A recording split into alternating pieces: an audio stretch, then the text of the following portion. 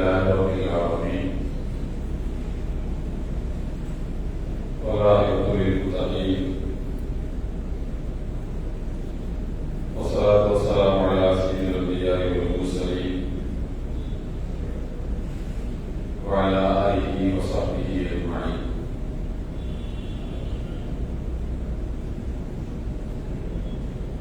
أعوذ بالله من الشيطان الرجيم. من عمل صالحا من ذكر أو أنثى وهو مؤمن فلنحيينه حياة طيبة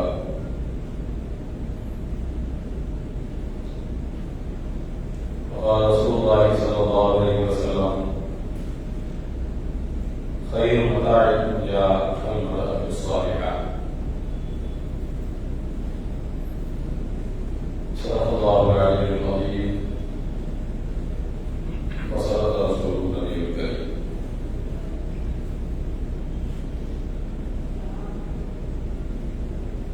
கணியத்துக்குரிய பெரியவர்களே, அவரின் சோதரர்களே, எல்லாம் வல்ல அல்லாஹ்வுடைய நல்லடியார்களே,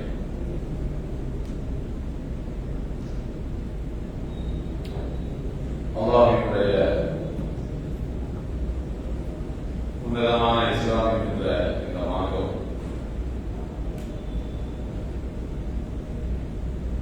அதுவரைக்கும் உலகம் அனுபவித்துக் கொண்டு வந்திருந்த எல்லா நடைமுறைகளையும் எல்லா கோட்பாடுகளையும் மனித சிந்தனையிலே உதித்த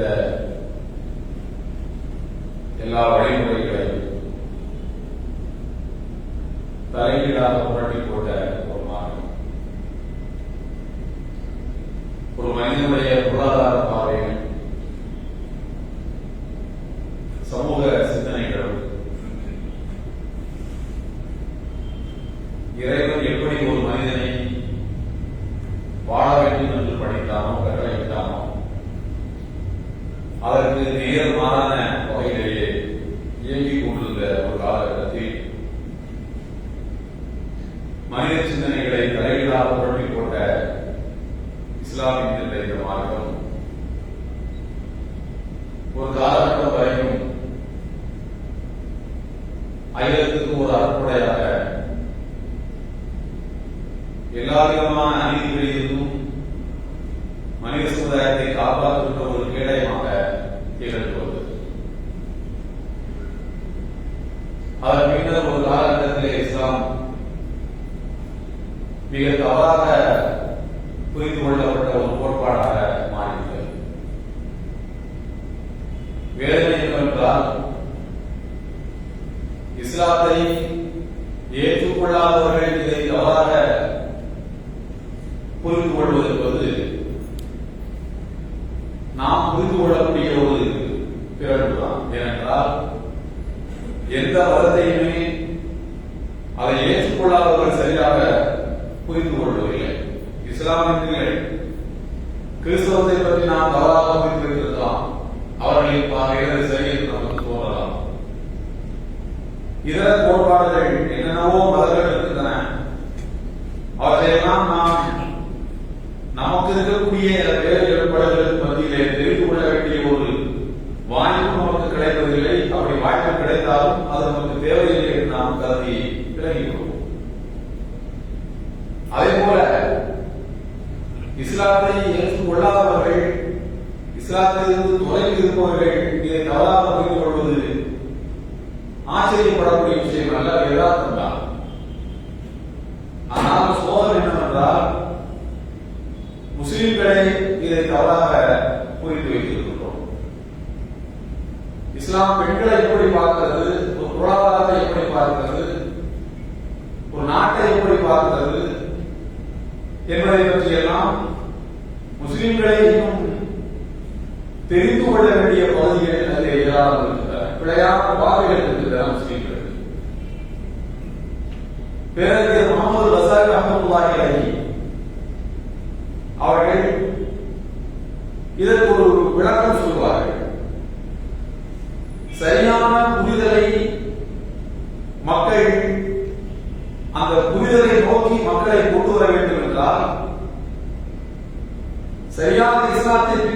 இருக்கக்கூடிய ஒரு சூழ்நிலை நோக்கி மக்களை கொண்டு வந்து சேர்க்க வேண்டும் என்றால் இஸ்லாத்தை பற்றிய சரியான காட்சிகள் அவர்களுக்கு காட்டப்பட வேண்டும், சரியான பார்வைகளுக்கு கொடுக்கப்பட வேண்டும்.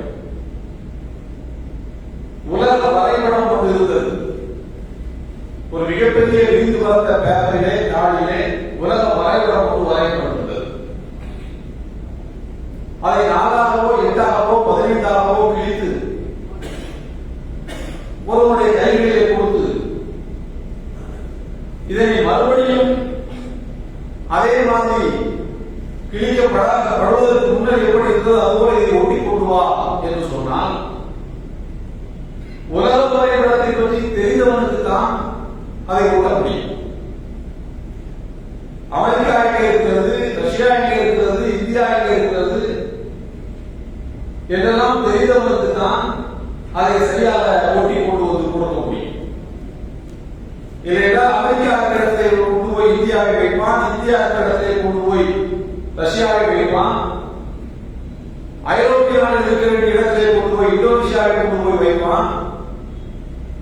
இப்படி அவனால் ஒரு பிம்பத்தை வைத்துவிட்டு இதுதான் உலக வரைபடம் என்று அவனும் நம்பிக் கொள்வான்.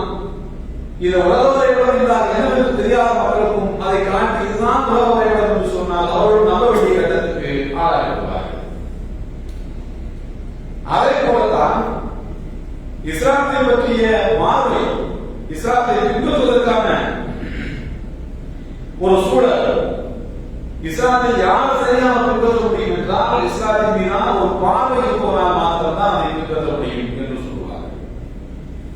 அதே போலதான் மக்கள் ஜனத்தொகையை செல்வாதாக இருக்கக்கூடியவர்கள் பெண்கள். அந்த பெண்களை இஸ்லாம் எப்படி பார்க்கிறது? பெண்கள் என்றால் யார்? நபிகள் நாயகம் ஸல்லல்லாஹு அலைஹி வஸல்லம் ஒரு வரியிலே ஒரு அழகான வாசகம் சொல்கிறார்கள். கையுல் மதாஇ துன்யா அல் மர்அத்து ஸாலிஹா. ஒழுக்கமுள்ள பெண் உலகத்தின் சிறந்த பொருள் என்றார்கள். இதை விட என்ன சொல்ல வேண்டும்? ஒழுக்கமுள்ள ஒரு பெண் உலகத்தில் இருக்கின்ற பொருட்கள் அனைத்திலும் சிறந்தவள் அவளே. இந்த உலகமே உலகத்தை கொண்டு வந்து கையிலே கொடுக்கப்பட்டாலும் ஒழுக்கமற்ற ஒரு பெண் உனக்கு பக்கத்தில் இருப்பது உலகமே இல்லாத ஒருவர்தான். எதுவும் உனக்கு இல்லை, ஒழுக்கமான ஒரு பெண் இருக்கிறாள், மொத்த உலகமும் உனக்கு கிடைத்திருப்பதை போல அல்ல, அதை விட சிறந்த ஒரு பொருள் உனக்கு இருக்கிறது. கையிலும் மதானி துன்யா அல் ஸாலிஹா. அப்படி ஏற்றி கொண்டிருக்கக்கூடிய பெண்ணினத்தை எப்படிப்பட்ட பார்வைகளால் உலகம் பார்க்கிறது, முஸ்லிம்கள் எப்படி பார்க்கிறார்கள்? ஒரு நாட்டிலே ஒரு மன்னன் இருந்தான். தன்னுடைய நாட்டில் நிர்வாகம் எப்படி நடக்கிறது என்று தெரிந்து கொள்ள வேண்டி அவனுக்கு ஆர்வம். 2 நபர்களை குறித்து அனுப்பி வைத்தான். நாடெல்லாம் சுற்றி பார்த்து விட்டுவார்கள், என்னுடைய நிர்வாகம் எப்படி இருக்கிறது பார்க்குவார்கள். 2 பேரும் போனார்கள். மன்னர் அவர்களுக்கு வரையறுத்த காலத்தை முடித்துக் கொண்டு மன்னர்களை வந்தார்கள். நாடு எப்படி இருக்கிறது என்று கேட்டார். இவரை தனித்தனியாக அழைத்து ஒருவரை பார்த்து ஒரு காப்பீடு வருவார்களா? 2 பேரும் உண்மையிலேயே இன்ஸ்பெக்ஷன் போயிருந்தார்களா, ஆய்வு செய்திருந்தார்களா என்று தெரிந்து கொள்ள விரும்புவதற்காக ஒருவரை கூப்பிட்டு கேட்டார். அவர் சொன்னார், நாட்டு மக்கள் எல்லாம் நன்றாக இருக்கிறார்கள், வழிபாட்டு தலங்கள் நிரம்பி வருகின்றன, தொழுகை என்ன, மக்களுக்கு நோன்பு என்ன, இபாதத் என்ன, வழக்க வழிபாடுகள் என்ன, திருமணம் என்று வந்துவிட்டால் சொந்த பந்தங்கள் எல்லாம் கூடி உறவுவது என்ன, மகிழ்ச்சி என்ன, சந்தோஷம் என்ன, விருது படைக்கிறார்கள், நன்றாக ஒவ்வொரு உபசரிக்கிறார்கள், கட்டித்தல் போகிறார்கள், ஆனந்த திருமணத்தை விளக்கிறார்கள், மக்கள் எல்லாம் நன்றாக இருக்கிறார்கள் உங்கள் ஆட்சியிலே என்று சொன்னார். அவரை போய் இன்னொருவரை வர சொன்னார். அவரிடத்தை கேட்டார், ஆட்சியில் மக்கள் எப்படி இருக்கிறார்கள்? அவர் சொன்னார், எது பார்த்தாலும் கேளிக்கைகள், கூத்துக்கள், கும்மாளங்கள், சினிமா தியேட்டர் எல்லாம் நிரம்பி வருகிறது, கிளப்புகள் எல்லாம் நிரம்பி வருகின்றன. ஏற்கனவே கூட்டு வச்சு போனாதான் கிளம்புகளுக்கு போக முடியும் என்ற அளவுக்கு அங்கே மக்கள் கூட்டம் நிரம்பி வருகிறது. ஆசாபாசங்கள், அலுவலகங்கள் நம்முடைய ஆட்சியிலே எங்கும் நிலவி காணப்படுகிறது என்று சொன்னார். உடனே மன்னர் முதலாவது அவரை கூப்பிட்டு அவருக்கு பரிசுகளை தந்துவிட்டு 2வது அவரை கூப்பிட்டு அவரை சிறச்சேதம் செய்ய சொன்னார். தலையை வெட்டி எடுத்துவிடு. பதில் போய் ஒரு காரணம் கேட்டால் நான் சொல்வது உண்மைதானே என்று மன்னர் சொன்னாரா, நீ போன இடங்கள் எல்லாம், நீ தேடி போன இடங்களை வைத்து ஒரு புத்தி என்னவென்று எனக்கு தெரிந்துவிட்டது. அவர் எந்தெந்த இடங்களை எல்லாம் தேடி போனார், வழிபாட்டு தலங்களுக்கு போனார், நல்லவர்கள் இருக்கக்கூடிய இடங்களுக்கு போனார். எனவே அவர் நல்லவர், அவருடைய கண்களிலே நல்ல காட்சிகள் இருக்கிறார், நல்ல காட்சிகள் தென்பட்டிருக்கிறார். மக்களில் வந்தால் ரெண்டு விதமாகத்தான் மக்கள் இருப்பார்கள். ஒரு மனிதனுக்குள்ளே ரெண்டு குணங்கள் இருக்கத்தான் செய்யும். பகலிலே ஒன்று, இரவிலே ஒன்று, மாலை ஒன்று, காலை ஒன்று, குடும்பத்தில் ஒன்று, வெளியிலே ஒன்று. ஒரு மனிதனுக்குள்ளே இரண்டு குணங்கள் இருக்கலாம். ஆனால் மக்களை பற்றி தெரிந்து கொள்வதற்கு நீ தேடி போன இடம் எது என்பதை வைத்து நீ எவ்வளவு கீழ்த்தரமான புத்தியுடன் என்பதை தெரிந்து கொண்டேன் என்று வந்து அவருக்கு சிறைச்சேர கொடுத்தார். அதே போலத்தான் எப்போது பார்த்தாலும் பெண்கள் அப்படி, பெண்கள் இப்படி, பெண்கள் சரியில்லை, பெண்கள் சரியில்லை, ஏதோ ஆண்கள் எல்லாம் சிராத்தம் செய்தி பாலத்தை நடப்பதை போலவும், பெண்கள் எல்லாம் வலியுறுத்தி ஒத்து நிலத்தை விடுவது போலவுமான காட்சிகள் திரும்ப திரும்ப காட்டப்படுவது ஒரு சமுதாயத்திற்கு ஆகும். அப்படி காட்சிகளை காட்டுகிறவர்களை விட்டு வைக்கக்கூடாது என்பதுதான் மன்னர் எடுத்த அந்த முடிவுடைய அடையாளம். நான் வரலாற்றில் உங்களுக்கு சில செய்திகளை சொல்லி காட்டுகிறேன். வரலாறு என்று சொன்னால் நான் நபித்தோழர்கள் அல்லது வேறு சில பதவிகளுக்கு உங்களுக்கு நான் சொல்ல போகிறேன். ஒரு 2 நாட்களாக சர்வதேச ஊடகங்களிலும் போதும் வழியாக பல ஊடகங்களிலிருந்து எடுத்துக் கொள்ளப்பட்டிருக்கக்கூடிய காட்சிகளை வைத்தே நான் உங்களுக்கு சில விஷயங்களை சொல்ல விரும்புகிறேன். எகிப்து நாட்டிலே ஒரு பெண்மணி, அவர் விதவை பெண்மணி, அவருடைய பெயர் கூட பத்திரிகையில் இல்லை. 2016ஆம் ஆண்டு அவருடைய கணவர் ஒரு விபத்திலே இறந்து விட்டார். 2016 அவருக்கு 7 பிள்ளைகள். ஆண் குழந்தைகள் எத்தனை, பெண் குழந்தைகள் எத்தனை என்பதை அந்த போட்டோவை பார்த்துங்களே தெரிந்து கொள்ளலாம். கணவர் இறக்கும் தருவாயில் தன்னுடைய மனைவியின் கையை பிடித்துக் கொண்டு சொல்றார், அல்லாஹ் நமக்கு தந்த செல்வங்கள் 7 செல்வங்கள் இருக்கிறார், இவைதான் நமக்கு மறுமை நாளுக்கான முந்தையாகும். அல்லாஹ் குர்ஆனில் வகத்திமு லிஅன்ஃபுசிக்கும், உங்கள் மறுமைக்காக உங்கள் பிள்ளைகளை நீங்கள் தயார் செய்து கொள்ளுங்கள். நிசாவுக்கும் ஹர்துலக்கும் ஃபாத்து ஹர்துக்கும் அன்னா ஷித்தும் வகத்திமு லிஅன்ஃபுசிக்கும், உங்கள் பிள்ளைகளை உங்களுக்காக உங்கள் மறுமைக்காக நீங்கள் முந்தையாக செய்து கொள்கிறதா சொல்கிறானே. அல்லாஹ் நமக்கு 7 செல்வங்களை தந்திருக்கிறான் என்று மனைவியை கையை பிடித்துக் கொண்டு சொல்கிறார், என் அருமை மனைவியே, என் வாழ்க்கையுடைய என்னுடைய பிள்ளைகளை நான் மறுமையினாலே சந்திக்கின்ற போது 7 பிள்ளைகளை நான் திருக்குர்ஆனை மனநமிட்ட ஆகுதலாக சந்திக்க வேண்டும். அதற்கு நீ உழைக்க வேண்டும் இந்த உலகத்தில் என்று மனைவியை கையை பிடித்துக் கொண்டு சொல்லிவிட்டார், இறந்து விட்டார். இந்த கடந்த வாரம் இது வெளிகிறது என்று சொன்னால், இந்த வாரத்தில் எகிப்து நாட்டில் அவருக்கு அரசு மரியாதை கொடுக்கப்பட்டு உம்முல் முஃமினீன் காரிகளின் தாய் என்கிற பட்டம் கொடுக்கப்பட்டு எதிர்த்து அரசாங்கம் என்ற பெண்மணியை கூப்பிட்டு கௌரவித்திருக்கிறது. இந்த வாரத்தில் நடந்த நிகழ்வு. இப்படி ஒரு ஒழுக்கமுள்ள பெண் நம்முடைய குடும்பத்துக்குள் இருக்கிறார்கள். வேறு எதிர்த்திலும் வேறு எதிர்த்திலும் தேடிக் கொண்டிருக்க தேவையில்லை. நம்முடைய குடும்பத்துக்குள் இப்படிப்பட்ட தியாகசீலர்கள் பெண்கள் என்பதுதான் இருக்கிறார்கள். நான் இன்னொரு காட்சி நினைவுறுத்துகிறேன். மகன் வாப்பா இருக்கும் போது மகன் வாப்பாவிடத்திலே பணம் கேட்க மாட்டார், ஏதாவது திருத்துவாரு, ஏன் எதற்கு குறைந்து கேள்விகளை கேட்பார்கள். சில பேர் தந்தையிடத்திலே பணம் கேட்பதற்கு வயாமொழியா தாய்மொழியாக கேட்பார்கள். அத்தாட்ட சொல்லு. எப்போதெல்லாம் அம்மாவிடத்திலே போய் பணம் கேட்கிறானோ அப்போது வாப்பா இருக்கும் போதே அம்மா ஒரு சொல் ரெகுலரா ஒரு சொல்லை சொல்லிக் கொண்டே இருப்பார்கள். பாப்பா பாக்கெட்ல இருந்து எடுத்துக்கோ, அது சொல்ல முடியாது. பாப்பா பாக்கெட்ல இருந்து உனக்கு எவ்வளவு வேணும், 100 200, பாப்பா பாக்கெட்ல இருந்து எடுத்துக்கோ. இதை எதுவும் உங்களுக்கு சொல்ல மாட்டார். கணவர் இறந்து விட்டார், மனைவி வேலைக்கு போகிறார், தாய் வேலைக்கு போறார், பையன் பள்ளிக்கூடத்துக்கு போறான். அப்போது வந்து கேட்கிறான், அம்மா பணம் வேணும், பாப்பா பாக்கெட்ல இருந்து எடுத்துக்கோ என்றுதான் அப்போது சொல்கிறாள்.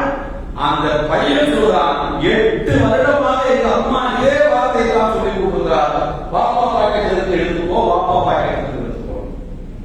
என்ன நடக்குதுன்னா அந்த தாய் உழைத்து கொண்டு வந்து அந்த பணத்தை தன்னுடைய கணவர் கடைசியா அணிந்திருந்த சட்டையை அவருடைய அறையில் தொங்க போட்டார்.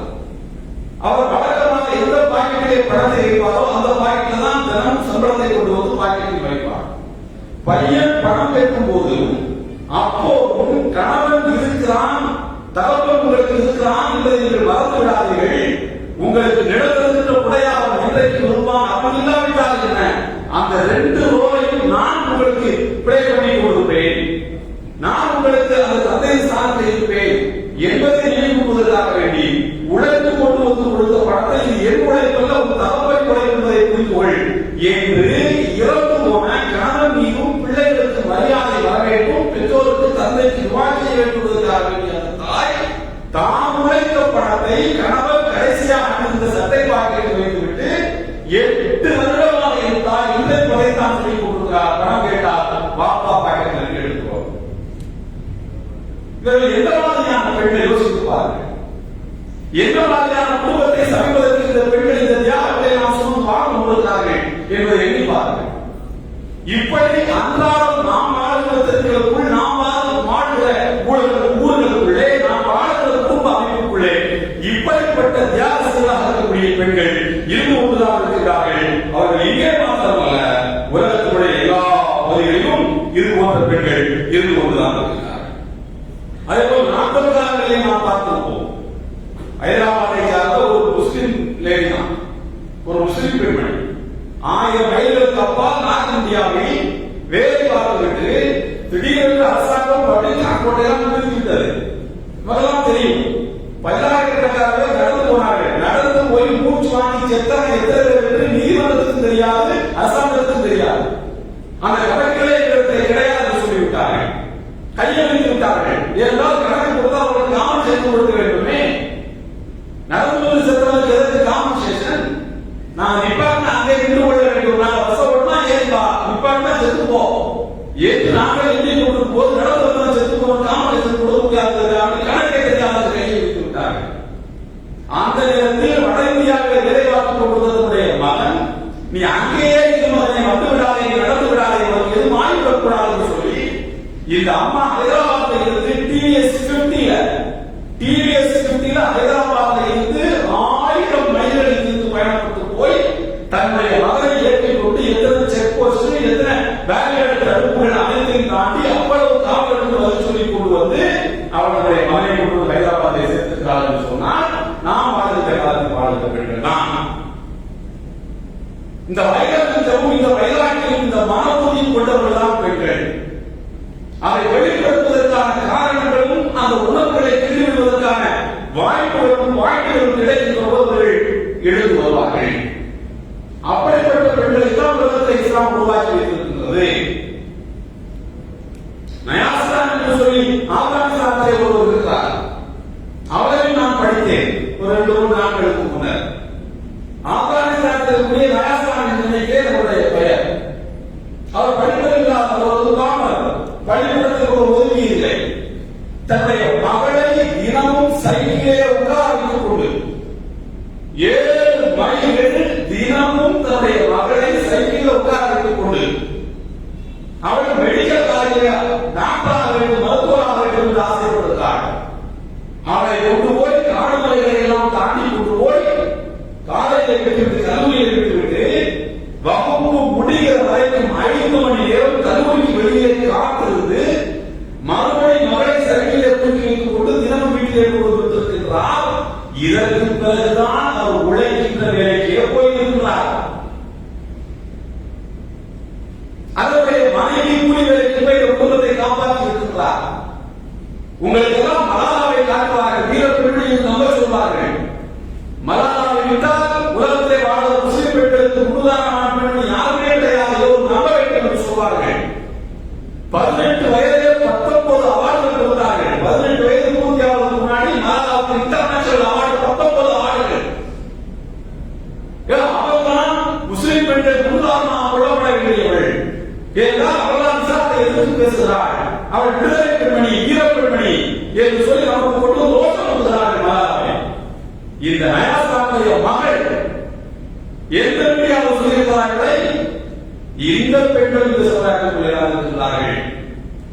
நான் இன்னொரு சொல்ல விரும்புகிறேன்.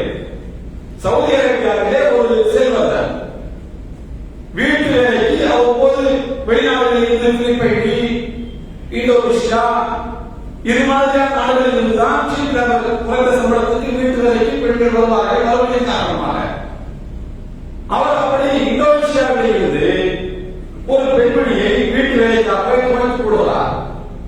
பிறகு அந்த பெண்மணியுடைய நடத்தை, விவாதங்கள், வணக்க வழிபாடுகள், குடும்பத்தை பிள்ளைகளை வளர்ப்பதற்கு இருக்கக்கூடிய ஆர்வம் இதையெல்லாம் பார்த்துவிட்டு எதற்கு நான் இந்த பெண்மணியை வேலைக்காக வைத்துக் கொள்வது, ஏன் மனைவியாக்கிக் கொள்ளப்படாதா என்று இரண்டாவது திருமணம் செய்து கொள்வதால் முதல் மனைவியுடைய சம்மதத்தோடு அவர்களுடைய இரண்டாவது மனைவி சவுதி அரேபியாவுடைய அந்த சொந்த ஊர்காரருக்கு சவுதி சிட்டிசனுக்கு மனைவியாக காரணத்தினால் அவளுக்கும் சிட்டிசன்ஷிப் வாங்கி கொடுக்கப்படலாம் என்று அதற்கான சட்டப்பூர்வமான முயற்சிகளை இவர் மேற்கொள்கிறார். அதற்கு சில சாட்சியங்கள், சில நடைமுறைகள், அரசு நடைமுறைகள் எல்லாம் இருக்கின்றன. அவர் ஒரு முறைமுறை சொந்த நாட்டுக்கு போய்விட்டு அங்கே போய் அதற்குரிய ஏற்பாடுகள் எல்லாம் செய்துவிட்டு திரும்ப சவுதிக்கு வர வேண்டும் என்பது மாதிரியான ஒரு நடைமுறை இருந்திருக்கிறார்கள். இந்தோனேஷியாவுக்கு போனவர் ஏதோ ஒரு காரணத்துக்காக அங்கேயே தள்ளிவிட்டார். அவரால் இங்கே திரும்ப வர முடியவில்லை, அவரை தொடர்பு கொள்ள முடியவில்லை. அவருக்கு எட்டிய அறிவு ஞானம் எதுவும் கிடையாது. யாராவது வழிகாட்டினால் அதற்கான முயற்சிகளை மேற்கொள்ளலாம். அரசு கட்டளை பார்த்தால், அரசு அலுவலகங்களை பார்த்தாலே நம்முடைய பெண்களுக்கு சில மிரட்சி இருக்கும் அல்லவா?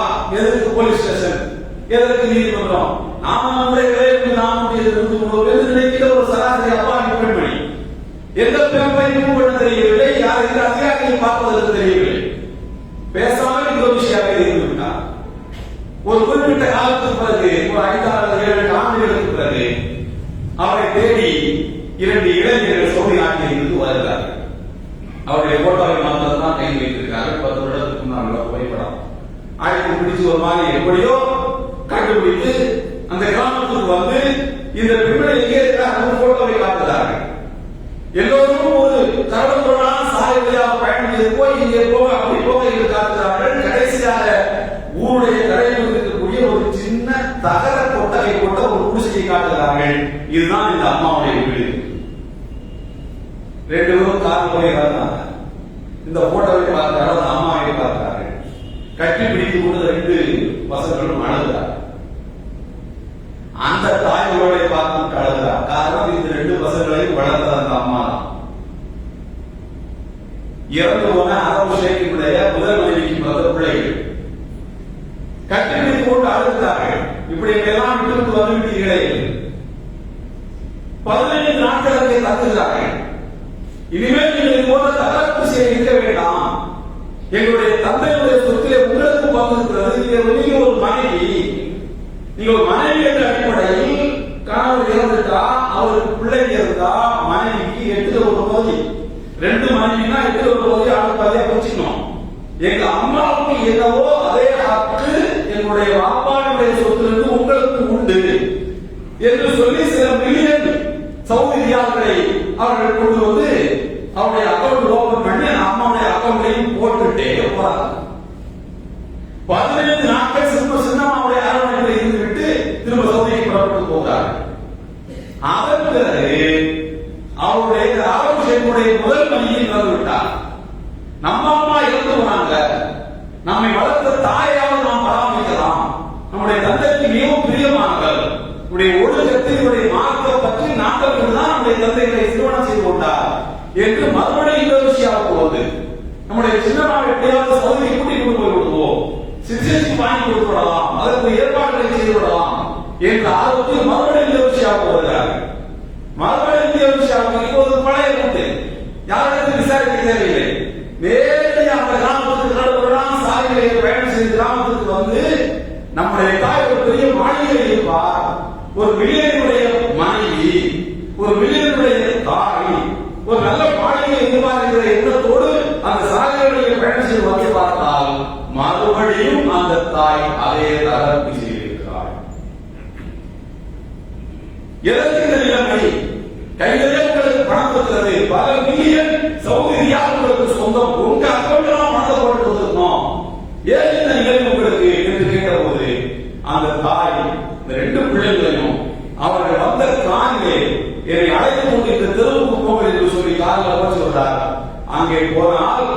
இறந்து போன அந்த இந்த இருவருடைய தந்தையின் பெயரால் ஒரு அழகான தரமான ஹிஃபுல் மதரசாவை அந்த பணத்திலே கட்டி அங்கே பல நூற்றுக்கணக்கான ஆசிரியர்களை அந்த தாய் உருவாக்கி கொண்டிருக்கிறார்.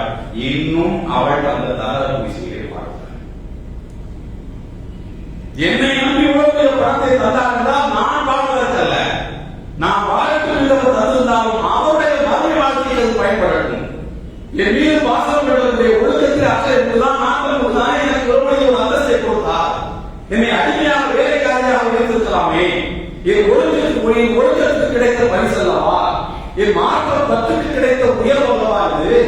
எனவே அதை என் கடவுளுக்கு மறுமைக்கு பயன்படக்கூடிய வகையில் நான் அவருக்கு மறுமையாக தயார் செய்தேன் என்று அவர் சொல்வதாக இருந்தால், அவரும் இந்த காலத்தை வாழ்ந்து கொண்டிருக்கக்கூடிய பெண்மணிதான்.